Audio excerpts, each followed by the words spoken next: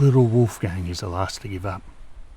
He's just 8 years old and he's standing on a beach that has been trying to get rid of him for hours. The southerly came up hard this morning and it hasn't let go. A mean, grinding wind. It finds every gap in clothing and drives fine Cronulla sand until your skin turns raw and red. The beach was already officially closed when they arrived and it's been getting worse ever since. Most of the people who were still here at lunchtime packed up and left long ago, leaving nothing behind but flattened patches in the sand where the towels had been. The beach is pretty much deserted now. Just Wolfgang and his siblings, Peter, Trixie, little Norbert, and the bags they left behind, and the dunes to the north, and the wind, that bloody wind. He keeps his eyes fixed on those dunes. They're enormous, 15 metres high in places. From where he's standing, there's no seeing into them. There's only the line where the flat beach tilts upward and the sparse marram grass gives way to bare sand. And beyond that, nothing. Just the dunes. Marianne and Christine went into those dunes at around 1 o'clock. They said they wouldn't be long. It's 5 o'clock now. The younger children in the group stopped watching the dunes an hour ago. Norbert's sitting on the beach, his head down, trying to keep the sand out of his ears, his eyes. Trixie stopped talking, very unusual for her, and Peter's on his feet, trying to convince Wolfgang that they need to get out of there. They need to get back to the train station by 6 o'clock. The wind drives a fresh sheet of sand across the beach. It hits Wolfgang across the shins, the chest, the side of his face. He squints into it, looking north, as if looking hard enough for long enough will produce something. A figure, a movement. 2 girls appearing at the ridge of a dune, with their arms full of bags and an explanation. But there's nothing. For the rest of his life, Wolfgang Schmidt will be asked what he saw that afternoon. The image of his sister Marianne looking back over her shoulder. She's laughing, and the dune's swallowing her. Finally, as the light begins to drop and the wind shows no sign of relenting, Wolfgang turns away from the dunes. The 4 children gather up the bags in silence and they walk back to the surf club. They catch the last train from Cronulla at 6 o'clock. They don't know at that point what they're leaving behind in those dunes on Wanda Beach. It'll be another 24 hours before anyone does.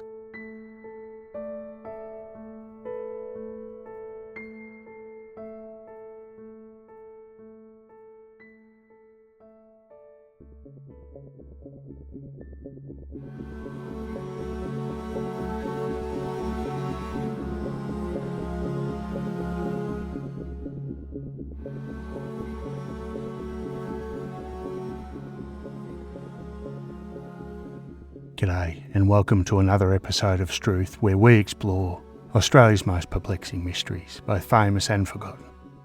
And this one certainly falls in the former category. Just like to thank both Jocelyn and another listener, Jake, for reaching out and requesting this particular story. It is one of the most tragic tales in Australian history.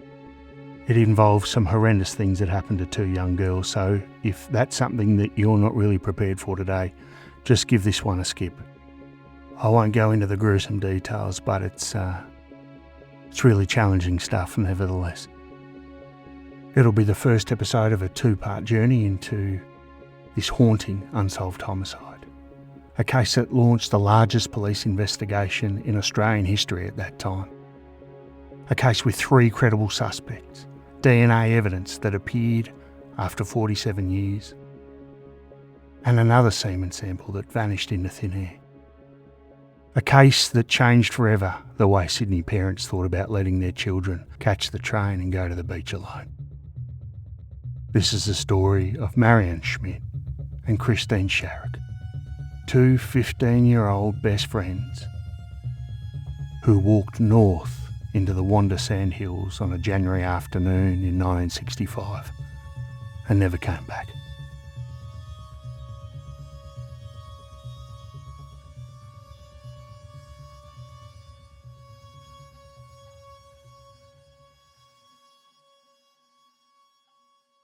The Schmidt family arrived in Australia from West Germany in September 1958. Helmut Sr. was a hard-working man with 7 children and a new country to build a life in. The family spent a bit of time in migrant hostel at Unexplained, then in the country town of Temora before settling in Sydney on Brush Road, West Ryde in 1963. But by then, Helmut's health was failing. He'd been diagnosed with Hodgkin's disease, and in June 1964, just 7 months before the murders that we're going to talk about today, he died. Elizabeth Schmidt was left a widow with 7 children in a new country in a language she was still very much learning. In that December 1964, Elizabeth went into hospital herself for a major operation. The eldest child, 17-year-old Helmut Jr., took charge of the household. 15-year-old Marianne, quiet, careful, described by everyone who knew her as responsible and gentle, helped run the younger children's lives while their mother was in hospital. Next door, in a mirror of sorts, lived Christine Sharrock. Christine's father had died when she was 3. Her mother had remarried and moved away, so Christine had chosen to live instead with her maternal grandparents, Jim and Jeanette Tighe, and it was the Tighes' house on Brush Road that sat alongside the Schmidts. When the Schmidt family moved in, Marianne and Christine found each other the way that girls do, gradually at first, and then completely. They became, according to everyone that knew them, absolutely inseparable. It's important to note that neither girl was known to go out with boys. Neither ran with a wild crowd. Their social life was centred on their homes, their families, and each other. On New Year's Day, 1965, the 2 girls had taken a trip to Cronulla together, catching the train south, walking the beach, eventually wandering north into the Wanda sandhills. Diary entries Marianne left behind suggested they met some boys and perhaps even kissed them. It reads like the small rebellion of a responsible girl who'd been looking after others for a long time, old before a year. And inevitably, they decided to go back. Elizabeth, still in hospital at this time, gave permission for Marianne and Christine to take the 4 youngest children to the beach the following weekend. Rain on the Saturday postponed the trip by a day, and that's why they went on Monday the 11th. A southerly wind was blowing, and Christine's grandmother stood at the door that morning and said, "Don't go today, love. You've got the 4 little ones with you. It's too far." But Christine said it would be fun to walk along the Wanda sandhills again. The 4 youngest children, Peter, Trixie, Wolfgang and Norbert, were dressed and ready. So the group set off for West Ryde station at 8:30 in the morning.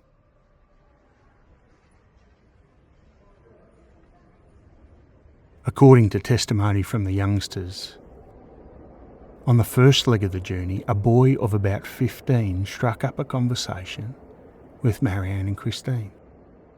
He was chatty, interested, and so were they. But at Redfern, where they changed trains for the Cronulla line, he stayed behind, according to the younger children. He didn't follow them.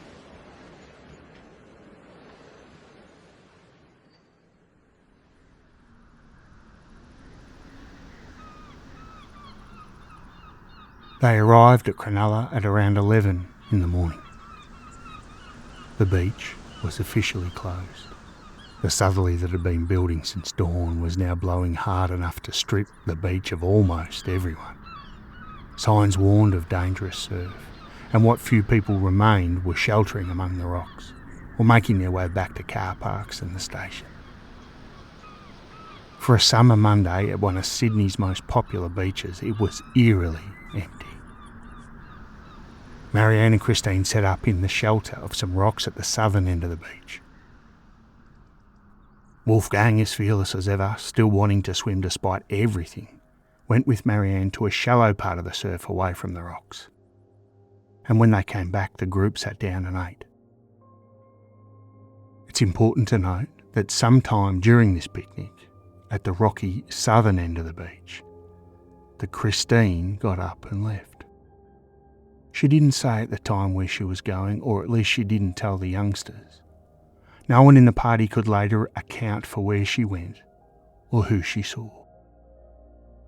An autopsy that was conducted later on would reveal that she'd eaten food different from anything the group had brought with them. Something containing cabbage and celery, possibly a Chico roll from one of the beachside kiosks. For our international listeners, a Chico roll is one of Australia's finest inventions. A culinary delight if ever there was one. More importantly though, her blood alcohol content registered at 0.015. Only a small amount, but enough to tell investigators that she had eaten and drunk somewhere away from the group. Somewhere during that absence, Christine had met someone that bought her a drink. When she came back to the rocks, nothing was said, nothing within earshot of the younger children. And the decision was made to walk north, up the beach, toward the Wanda Sandhills, where the girls had been on an earlier visit. They'd leave their bags here and come and collect them later on. The younger children were restless by the time they reached a point approximately 400 metres north of the Wanda Surf Club. The wind was biting, fine and stinging any exposed skin. The younger ones began to complain. They stopped behind a sandhill for some shelter. It was here that an important decision was made, a fateful decision. Marianne told the younger children to wait. She and Christine, she said, were going back south to the rocks to collect the bags that they'd left behind. They would come back and everyone would go home together. But as they walked off, Peter realised they were heading the wrong way. He yelled out after them. Marianne looked back over her shoulder. She smiled or laughed. The accounts of this moment differ slightly, as accounts tend to do when we're talking about young children. And she and Christine kept walking, north, deeper into the dunes, away from the rocks and the bags, and away from the four waiting children. Where were they going? And why were they going there?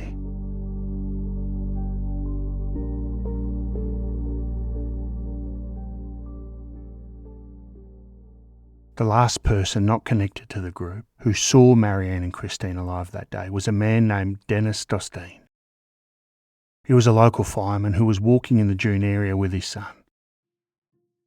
He saw two girls at approximately 20 minutes to 1, moving quickly, somewhere between 730 and 800 metres north of the surf club. They appeared to be hurrying, and one of the girls, he couldn't be sure which, was repeatedly looking back over her shoulder, as if checking whether they were being followed. When he was asked later about the events of the day, Wolfgang, 8 years old, said he'd noticed the same boy several times engaging with the girls that afternoon. He first noticed him during Christine's absence, while the group was still at the rocky southern end of the beach, while he was going for a swim. A teenager standing in the shallows was hunting crabs. Wolfgang would later say the boy had fair hair, though in other accounts he described it as sandy or brown. He was shirtless, with light grey trousers, quite suntanned, and he was carrying something, perhaps a homemade spear gun, Wolfgang thought, or possibly a fishing knife in a sheath, or both. The description shifted across the years and the interviews, the way things do when you're 8 years old and you're trying to hold on to a detail you didn't know would matter. But what didn't shift was the fact that Wolfgang, in every interview that he ever gave, said the boy was carrying a blue towel. The detail was consistent. The boy had it slung over one shoulder. When the group walked north toward the sandhills, Wolfgang kept watching. And at some point after Marianne and Christine had walked away from the shelter of the sandhill, on their journey north, not south, he saw the same boy again. This time he was talking with the girls in the dunes, and from where he stood, Wolfgang couldn't make out the words, only the tone. And the tone of the conversation seemed wrong, aggressive, demanding. The boy appeared to be asking the girls about their names, and there was something in his manner, something even an 8-year-old could read, that felt like anger. For perhaps 10 minutes, the three of them stood together among the dunes, and then they moved off and Wolfgang lost sight of them behind a rise in the sand. A little while later, the young man came back out alone. The blue towel was no longer slung over his shoulder, it was now tied around his neck. Wolfgang called out to him, "Where are the girls?" The young man didn't answer. He didn't even look at Wolfgang. He walked past, as if the child standing there in the wind were nothing at all. As if there were nothing behind him in those dunes worth discussing. Police would eventually refer to this youth as the surfer boy. Early on, it was their strongest lead and the closest thing the investigation had to a prime suspect, or perhaps a prime witness. They produced identikit composites. They appealed to the public at the Sydney Showground. Nobody came forward who could be placed at the scene that afternoon. And none of the three main suspects who would emerge over the following decades matched Wolfgang's physical description of this young boy. To this day, we still don't know who he was. We don't know whether Wolfgang's account, given initially as an 8-year-old, changed in ways both small and significant across the years of interviews, is fully reliable. The detectives who worked this case across 6 decades would wrestle with that question for the rest of their careers. But what we do know is this: a young man walked into those dunes and came back out alone, and 2 girls did not.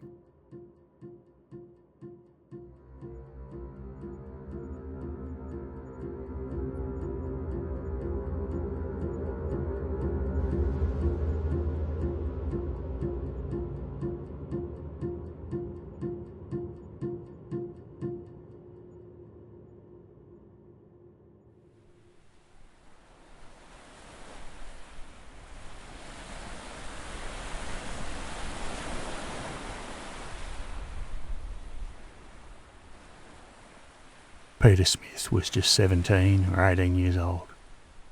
He was walking through the Wanda Sandhills on the afternoon of Tuesday, the 12th of January, the day after the murders, with 3 young nephews in tow.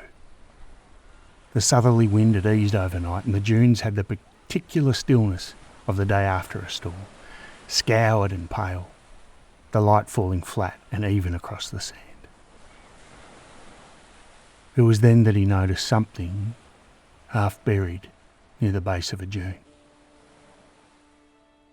For a moment, long enough that he remembered it afterward, his brain told him it was a store mannequin, the kind that gets dumped in desolate places.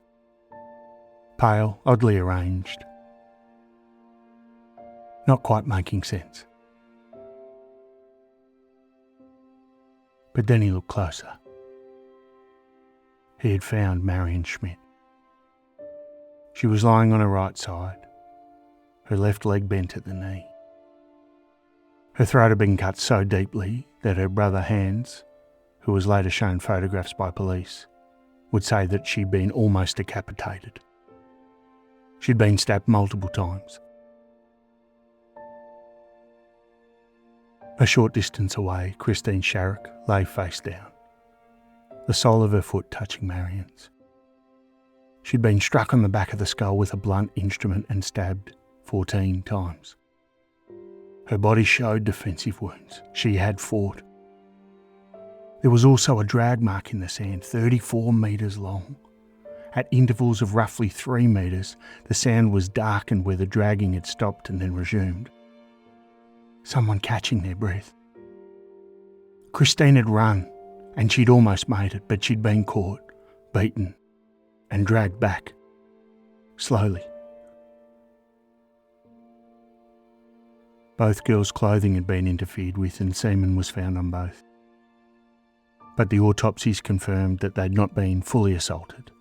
Their attacker had been interrupted or had panicked or had been driven by a violence that moved faster than desire. Both girls still had their money and their personal belongings. Nothing had been taken. This wasn't about robbery.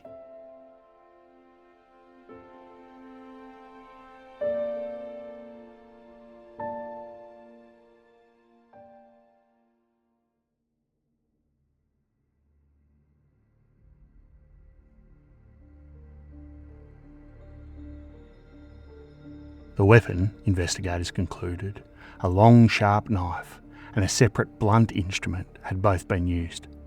Police sifted an estimated 500 tonnes of sand from the surrounding area. They recovered a small blood-stained knife blade, approximately 1 inch long, possibly broken from a kitchen knife, along with a blood-stained sheath and a homemade spear gun, items consistent with what Wolfgang had described the youth carrying. But the pathologists testified the blade fragment would have been difficult to cause such wounds with, and none of it could be conclusively linked to the crime.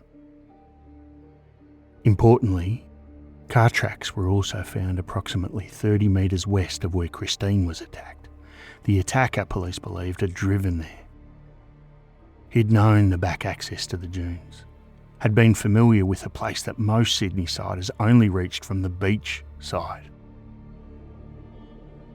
It was their assumption that whoever had done this had been there before.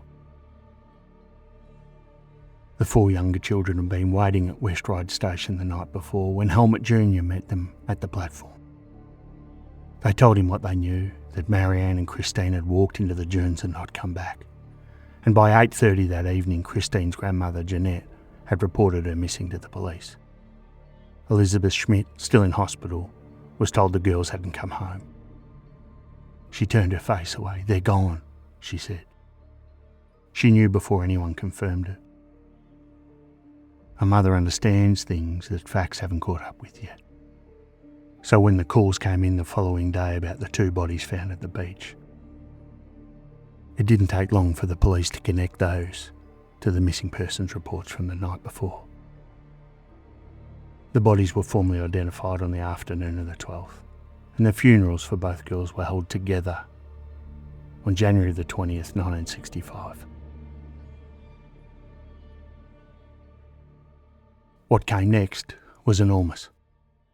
New South Wales Police launched what became at that time the largest criminal investigation in Australian history. Detective Inspector E. Haynes led the team from the Criminal Investigation Branch, supported by specialists from the Scientific Branch. Commissioner Norman Allen made public appeals for information within the first weeks.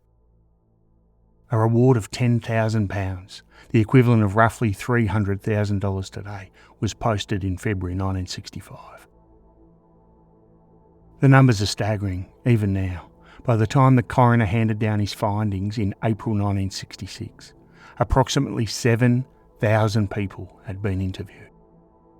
By 1981, that figure had risen to more than 16,000, including around 5,000 people treated as potential suspects. The case file would eventually exceed 10,000 pages.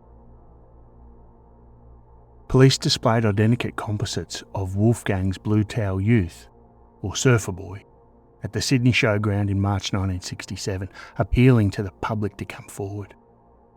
Composite images were also published in every newspaper in the state, but nobody came forward who could be placed at the scene. Frustratingly, the investigation was hobbled from the beginning by a series of compounding problems that no amount of manpower could overcome. That southerly gale on the day of the murders had emptied the beach of witnesses at precisely the moment that mattered. The dunes themselves, enormous, shifting, subject to constant wind, destroyed or buried physical evidence almost as fast as it was identified. The sand gave nothing back. And the very nature of the Wanda Sandhills in 1965 worked against investigators in a way that was almost impossible to address. The dunes at the time were known for activities people did not wish to acknowledge. Casual sexual encounters, nudity, and other things that would not survive police scrutiny. Many people who'd been in the area for those types of activities on that Monday simply refused to come forward. A man seen wearing a corrugated iron mask over his face, another man approaching beachgoers with pornographic magazines. Sightings that raised obvious questions but led nowhere, because the witnesses were themselves afraid of what an honest account might cost them. And one lead was almost lost entirely. A laundromat attendant saw a man washing heavily bloodied clothing in the days after the murders. But she didn't take his details, and the garments were never secured. The 4 younger Schmidt children faced a different kind of ordeal. There was no child protection framework in 1965, no mandatory counselling, no protocol to shield them from the grinding machinery of a major investigation. They were brought to Cronulla police station and questioned. Their faces appeared freely in newspaper photographs. Wolfgang, 8 years old, gave his account of the boy with the blue towel to detective after detective across interview after interview. And each time, inevitably, small details shifted. A feature added, a certainty softened. The investigators who needed his testimony most were the same ones who understood best how little certainty it could actually provide. Elizabeth Schmidt was told the news in hospital, where she was still recovering from her operation. She'd buried her husband just 6 months before, and now this. Hans Schmidt, one of the older siblings not there on the day, later described viewing photographs of his sister's body. He said saying goodbye to Marianne was incredibly heartbreaking. Back then there was no counselling. We just tried to get on with our lives. In April 1966, 15 months after the murders, the coroner handed down his findings. Homicide by person or persons unknown. The reward remained in place, converted to 20,000 Australian dollars when decimal currency was introduced the following year. It's never been increased. A detail that says something, perhaps, about the slow deflation of institutional hope. The investigation, however, did not close. In the technical sense, it's never closed. But by the late 1960s, the active inquiry had effectively wound down. Officers moved on to other cases. That file grew thick, but then sat still. The Wanda Beach Murders had become a cold case, which is another way of saying a case in which all the urgency has nowhere to go. Marianne Schmidt was 15. Christine Sharrock was 15. 2 girls from the same street in West Ryde, best friends, careful girls who looked after people and didn't cause trouble. They went to the beach on a blustery Monday in January and walked north into some dunes and never came out. The boy with the fair hair and the blue towel did walk out of those dunes, and he did so alone. He's been walking away in the eyes of everyone who's ever followed this case ever since. And somewhere, maybe in Sydney, somewhere in the country, or in a grave we don't know about, there's a man who knows what happened to Marianne Schmidt and Christine Sharrock.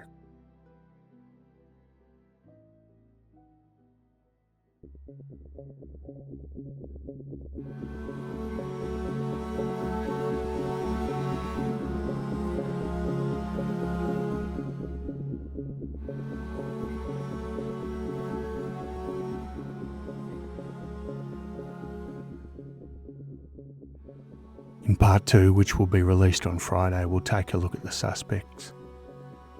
We'll analyse every aspect of this case, all of the facts that we know about. And we'll meet the families, still waiting 6 decades on for an answer that the New South Wales Police Unsolved Homicide Unit says it's not given up on finding.